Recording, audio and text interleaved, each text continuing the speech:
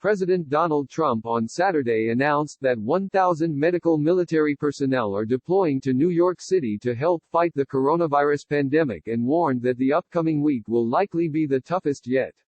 This will be probably the toughest week between this week and next week, and there will be a lot of death, unfortunately, the president said at a White House briefing.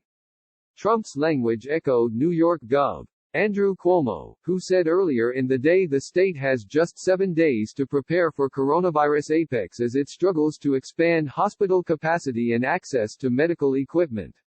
It's unclear exactly how and where the military personnel will be utilized in New York, the epicenter of the pandemic in the U.S.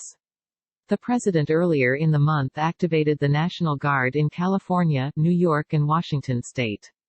We're taking people now out of our military. We've been doing it but now we're doing it on a larger basis, Trump said. The administration will potentially send additional medical personnel to the state as cases continue to surge and hospitals become more overwhelmed. They're going into war, Trump said. They're going into a battle that they've never really trained for. New York City reported 305 new deaths on Friday, marking the biggest one-day jump so far and bringing the city's death toll to at least 1,867. The city has confirmed at least 57,159 cases and makes up roughly a quarter of confirmed cases in the country. Cuomo said the state has 113,704 total cases. Military personnel are operating the Javits Center in the city, which has been converted into a makeshift hospital. The Pentagon has also deployed the USNS Comfort, a naval hospital ship which is supposed to take in non-infected patients to relieve burden on the city's hospitals.